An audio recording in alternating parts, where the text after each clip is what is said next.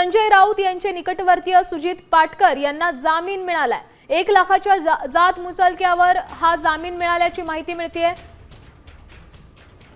सुजित पाटकर हे संजय राऊत यांचे निकटवर्ती आहेत, त्यांना आता जामीन मिळालाय। 1 लाखाच्या जात मुचलक्यावर हा जामीन त्यांना मिळालाय।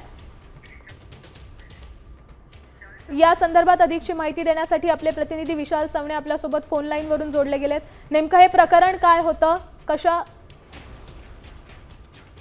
सुजित पाटकर हे संजय राऊत यांचे निकटवर्ती आहेत आणि याच प्रकरणामध्ये म्हणजेच कोविड घोटाळा, जम्बो कोविड सेंटर जे उभारण्यात आले होते यामध्ये घोटाळ्याचे देखील त्यांच्यावरती आरोप होते आणि या प्रकरणात त्यांना अटक देखील झाली होती। मात्र आता त्यांची जी आहे ती 1 लाखाच्या जात मुचलक्यावरती जामिनावरती सुटका देखील करण्यात आलेली आहे। त्यामुळे संजय राऊत यांना एक दिलासा म्हणावा लागेल, कारण सुजित पाटकर आणि संजय राऊत यांचे जवळचे संबंध होते आणि सुजित पाटकर यांच्यावरती होणाऱ्या घोटाळ्याच्या आरोपामुळे संजय राऊत हे देखील अडचणीत सापडल्याचं देखील आपल्याला पाहायला मिळालं होतं। नक्कीच, धन्यवाद। एकंदरीतच संजय राऊतांना देखील यानंतर दिलासा मिळाला असं म्हणू शकतो। धन्यवाद दिलेल्या या सविस्तर माहितीसाठी।